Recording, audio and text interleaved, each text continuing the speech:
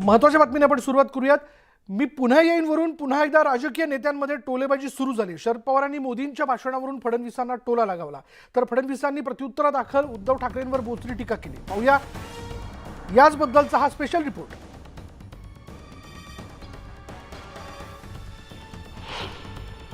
मी यापूर्वीच सांगितलंय, मी पुन्हा येणार आहे. मी या ठिकाणी सांगितलंय, मी पुन्हा येईन. 2019च्या विधानसभा निवडणुकीत देवेंद्र फडणवीसांचा हा डायलॉग चांगलाच गाजला होता. आज 4 वर्षांनंतरही राज्याच्या राजकारणात त्यावरून राजकीय टोलेबाजी सुरू आहे. त्याचं झालं असं की स्वातंत्र्यदिनी पंतप्रधान नरेंद्र मोदींनी लाल किल्ल्यावरून केलेल्या भाषणात केंद्रात पुन्हा भाजपची सत्ता येणार असल्याचं भाकीत केलं होतं. अगली बार 15 अगस्त को इसी लाल किले से मैं आपको देश की उपलब्धियां, उसके गौरवगान, उससे भी अधिक आत्मविश्वास के सामने आपके सामने मैं प्रस्तुत करूंगा. त्यावर राष्ट्रवादी काँग्रेसचे अध्यक्ष शरद पवारांनी मोदी आणि फडणवीसांवर बोचरी टीका केली.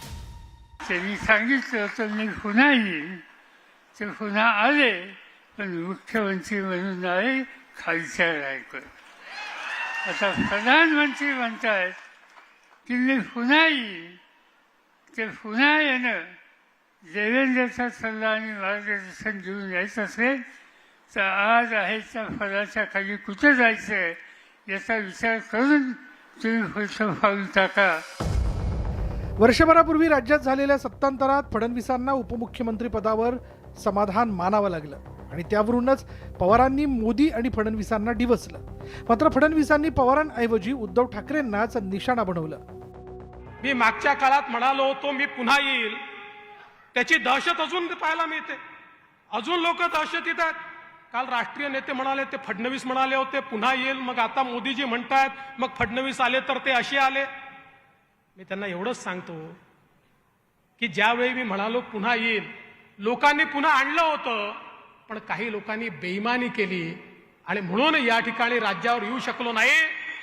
पण लक्षात ठेवा, ज्यांनी आमच्याशी बेईमानी केली त्यांचा पूर्ण पक्ष घेऊनच आम्ही आलो.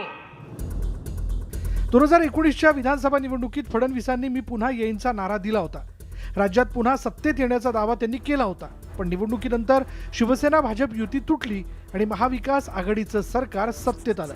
तेव्हापासून विरोधक फडणवीसांना मी पुन्हा येईनच्या मुद्द्यावरून डिवचण्याची एकही संधी सोडत नाहीत. Bureau report, news 18 Lokmat.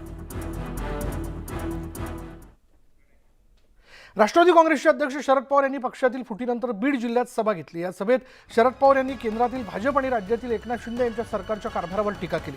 Sharad Pawar यांनी पुन्हा एकदा अजित पवार गटावर निशाणा साधलाय. माझं वय झालं असं म्हणतात. तुम्ही माझं काय बघितलं? ठीक आहे, तुम्हाला सत्तेच्या बाजूने जायचंय, पण निदान आयुष्यात ज्यांच्याकडून तुम्ही काही घेतलं असेल तर त्यांच्याबद्दल थोडी माणुसकी ठेवण्याचा प्रयत्न करा, असं म्हणत त्यांनी धनंजय मुंडेंवरही निशाणा साधलाय. अजून वेळ आलेली आहे. ती वेळ या चुकीच्या लोकांना आवरायचे, सत्याचा गैरवापर. आज व्यासपीठावर काही लोक आहेत, आमच्याबरोबर राजकारणात नव्हते, पण काहीतरी कसलं, काहीतरी मुद्दा काढला आणि महिने तुरुंगात त्यांनी टाकले. नाही म्हणजे आता पवारसाहेबांचं वय झालंय आणि त्यामुळं आपल्याला भवितव्याचा विचार करायचा असेल तर दुसरा नेता निवडला पाहिजे. आता एवढंच सांगेल तुम्ही की माझं वय झालं म्हणतात, तुम्ही माझं काय बघितले? त्याच्यामुळे तुम्हाला सामुदायिक शक्ती उभी केल्याच्या नंतर काय होतं हे एकदा या जिल्ह्यातल्या जनतेच्या पाठिंब्यावर आम्ही लोकांनी केलं होतं. सत्तेच्या बाजूला तुम्हाला जायचंय तर जा, पण निदान ज्यांच्याकडून आयुष्यामध्ये काही घेतलं असेल, बरं झालेलं असेल, त्यांच्याबद्दल थोडी माणुसकी तरी ठेवायचा प्रयत्न करा. आणि नाही केलं तर लोक तुम्हाला योग्य प्रकारचा धडा दाखवण्याचा राहणार नाही.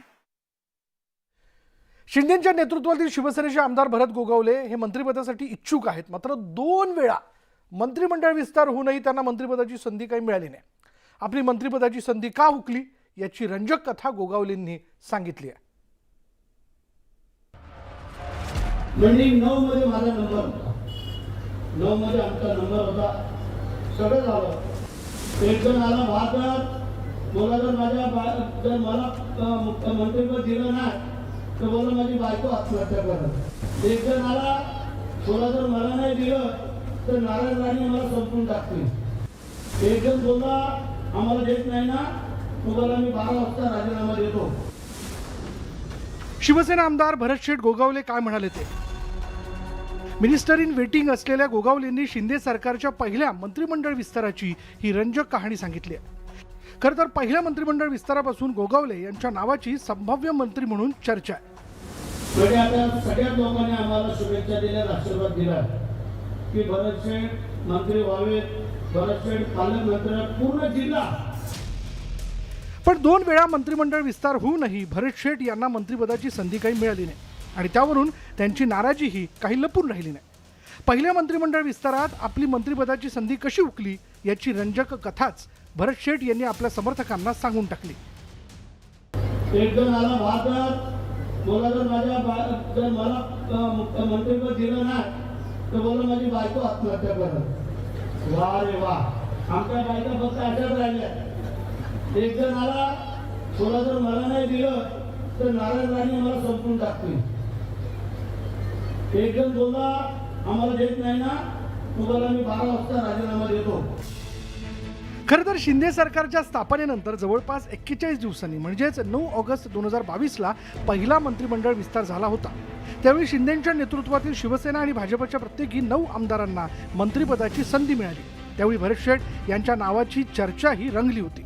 पण ऐनवेळी माशी शिंकली आणि भरत शेठ यांना मंत्रिपदाची संधी काही मिळाली नाही. कधी कधी देव देतो आणि आपण ते नाकारतो, तशी आमची अवस्था आहे. तू सांगायला पाहिजे, सांगत नाही लोकांना. म्हणजे 9 मध्ये माझा नंबर होता. 9 मध्ये आमचा नंबर होता. किती आलबेल असेल या सरकारमध्ये हे यावरून दिसतं. म्हणजे एकाने घोडा लात मारणं म्हणून गद्यापुढे उभं व्हावं आणि गद्याने जोरात लात मारली तर गद्याला दोष न देता घोड्याला देत बसावं, असा हा सगळा प्रकार आहे. ही सत्तेची मघाणी म्हणालो मी साठमारी आहे. पहिल्या मंत्रिमंडळ विस्तारापासून भरत शेठ मंत्रिपदासाठी इच्छुक आहेत. विशेष म्हणजे त्यांनी आपली मंत्रिपदाची इच्छा काही लपवून ठेवली नाही. आपल्याला मंत्रिपद नक्की मिळेल अशी त्यांना आशा आहे. त्यांनी वारंवार इच्छा बोलून दाखवली आहे. पण नुकतंच झालेल्या दुसऱ्या मंत्रिमंडळ विस्तारातही त्यांचा नंबर काही लागला नाही. आता भरत शेठ यांना तिसऱ्या मंत्रिमंडळ विस्ताराकडून अपेक्षा आहे. पण यावेळी तरी भरत शेठ यांना संधी मिळणार का अशी चर्चा त्यांच्या मतदारसंघात रंगली आहे. Bureau report, news 18 Lokmat. शिर्डीत झालेल्या शासन आपल्या दारी या कार्यक्रमात बोलताना मुख्यमंत्री शिंदे आणि उपमुख्यमंत्री फडणवीसांनी उद्धव ठाकरेंसह विरोधकांवर जोरदार निशाणा साधला. हे सरकार लोकांपर्यंत जाणारं सरकार असून बंद दाराआड बसणारं सरकार नसल्याचा टोला फडणवीसांनी उद्धव ठाकरेंना लगावला. मुख्यमंत्र्यांच्या खुर्चीवर 2 उपमुख्यमंत्र्यांचा डोळा असल्याचा आरोप विजय वडेट्टीवारांनी केला होता आणि त्याचाही फडणवीसांनी समाचार घेतला.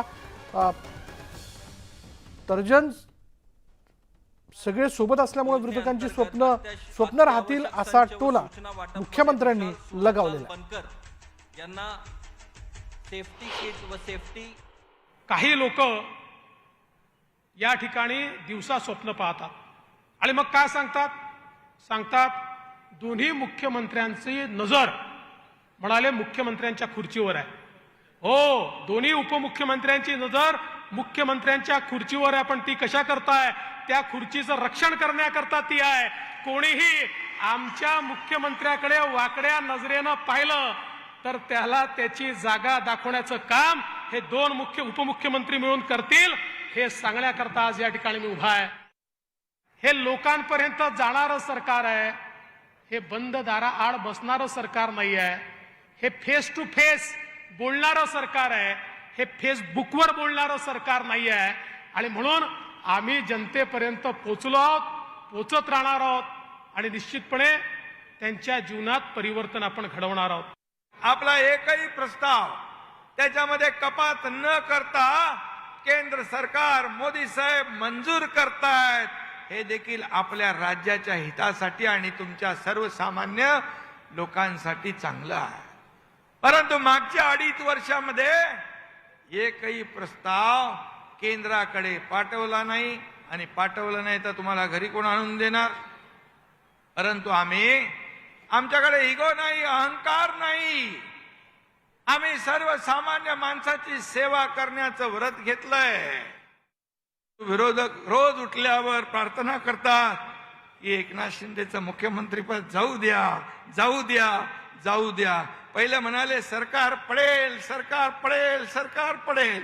सरकार पडून पडून त्यांचे ज्योतिषी संपले आणि अजितदादा पण आले आणि त्यामुळे एवढं सरकार मजबूत झालंय. आणि तुमचा आशीर्वाद जोपर्यंत सरकारच्या पाठीशी आहे, या सरकारचा बाल बाका होऊ शकत नाही. अधिक मासात जावयांना धोंड्याचं जेवण दिलं जातं. अधिक मास बुधवारीच संपलाय, मात्र राजकीय अधिक मास काही संपलेला नसल्याचं दिसून येत आहे. मुख्यमंत्र्यांच्या डिनर डिप्लोमसीला विरोधकांनी धोंड्याचं जेवण म्हटलं आणि त्यामुळे खमंग जेवणाचा दरवेळी येण्याऐवजी खमंग राजकारण रंगलंय. पाहुयात हा रिपोर्ट. मुख्यमंत्र्यांनी मुंबईतल्या वांद्रेतील ताज लँड्स एंड या 5 स्टार हॉटेलमध्ये मंत्रिमंडळातील सगळ्या मंत्र्यांकरता स्नेहभोजन आयोजित केलेलं आहे. राजशिष्टाचार विभागाकडून स्वातंत्र्य दिनानिमित्त दरवर्षी विविध देशांमधील कॉन्सुलेट जनरल्स यांच्याकरता स्नेहभोजनाचं आयोजन केलं जातं. या कार्यक्रमाला सगळे मंत्री आणि कॉन्सुलेट जनरल्स उपस्थित राहतात. या कार्यक्रमाला कोणताही राजकीय संदर्भ नाही, पण विरोधकांना यातही राजकारण दिसलं. नुकत्याच संपलेल्या धोंड्याच्या महिन्याचा संदर्भ देत अंबादास दानवेंनी टीका केली आहे. कुठेतरी 4 लोकांना एकत्र करणं, 5 स्टारमध्ये धोंडा होतोय. मला असं वाटतं इथं अजबच आहे सगळं. इथं आपल्याकडे खेड्यापाड्यात मस्तपैकी घरी धोंडा होत असतो, पण आता 5 स्टारमध्ये धोंडा होतोय.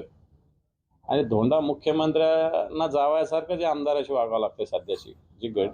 सध्याची जी स्थिती आहे ना, हे जे आमदार आहेत ना मुख्यमंत्र्यावर फुटून गेलेले, यांना जावयासारखी ट्रीटमेंट मुख्यमंत्र्यांनी करावं लागते, ही सत्यता आहे. स्नेहभोजनावर विरोधकांनी टीका केल्यानं सरकारकडूनही जशास तसं उत्तर देण्यात आलं. संवाद हा अधिक महत्वाचा आहे, याकडे चंद्रशेखर बावनकुळेंनी लक्ष वेधलं. मी तर अभिनंदन करेन की एकनाथ शिंदेजी यांनी जर आपल्या सर्व आमदारांना, मंत्र्यांना जेवायला बोलवलं आणि त्यातनं 1 to 1 चर्चा करून जर काही विकासाचे प्रश्न असतील आमदारांचे किंवा पारिवारिक संवाद असेल, शेवटी संवाद आणि सर्व प्रश्न सुटतात. ज्यांना संवाद करणे माहीत नाही, ज्यांनी 2.5 वर्ष मंत्रालयामध्ये पायच ठेवला नाही, ज्यांनी 2.5 वर्ष स्वतःच्या आमदाराशी कधी संवाद केला नाही, त्यांनी किमान एकनाथ शिंदेच्या कार्यपद्धती बोलू नये. धोंड्याच्या महिन्यात जावयांचे लाड पुरवले जातात. आता जर हा राजकीय धोंडा असेल तर कुणाचे लाड पुरवले जातील असा प्रश्न निर्माण झाला तर नवल वाटायला नको. Bureau report, news 18 Lokmat. पुढे बघूयात. विरोधकांच्या इंडिया आघाडीची 3री बैठक महिनाअखेरीस मुंबईत पार पडते, पण या बैठकीवरनं आतापासूनच राजकारण तापल्याचं पाहायला मिळतंय. काँग्रेसने तर इंडियाच्या बैठकीची सत्ताधाऱ्यांनी धास्ती घेतल्याचं सांगायला सुरुवात केली आहे. काँग्रेसच्या दाव्यामुळे सत्ताधारी आणि विरुद्ध महाविकास आघाडी असा आरोप प्रत्यारोपांचा सामना जो आहे तो रंगलाय. त्यांना गांधी या नावाची भीती आहे. गांधीमुळे त्यांना झोप लागत नाही. त्यामुळं परिवारवाद हा एकच शब्द त्यांच्या पुढे आहे आणि एवढी दहशत गांधींची आहे. आम्ही कधीही धास्ती घेत नाही. आम्हाला धास्ती घ्यायची गरज नाही. सध्या वडेट्टीवार जी नवीन विरोधी पक्षनेते झाले आहेत, त्यामुळं काही गोष्टी त्यांना रोज बोलाव्या लागतात, म्हणून मला वाटतं ते बोलले असतील. देशात काही सर्वसामान्य जनतेकडे जर तुम्ही पाहाल तर त्यांच्या चेहऱ्यावर सुद्धा तुम्हाला कल्पना येईल की 2024 साली नरेंद्र मोदी सरकारमध्ये येतील, तेच प्राईम मिनिस्टर असतील.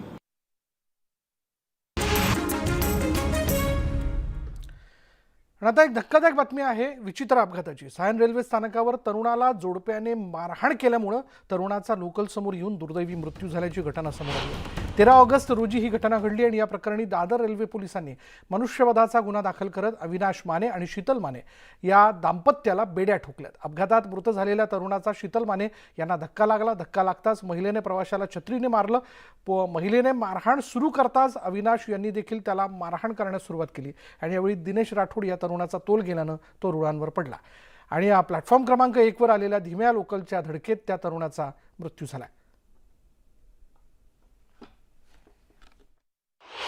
जो मयत आहे तो प्लॅटफॉर्म पटरीमध्ये डायरेक्टली खाली पडतो आणि त्याच पिरियडमध्ये ट्रेन येते. पण ट्रेन येण्यापूर्वी तो इसम वर राहतो आणि वर यायचा प्रयत्न करतो, परंतु ट्रेन एवढ्या जवळ आलेली असते त्यामध्ये तो प्लॅटफॉर्म आणि ट्रेन ह्या दोन्हीच्या मध्ये घासला जातो आणि इंज्युअर्ड झालेला.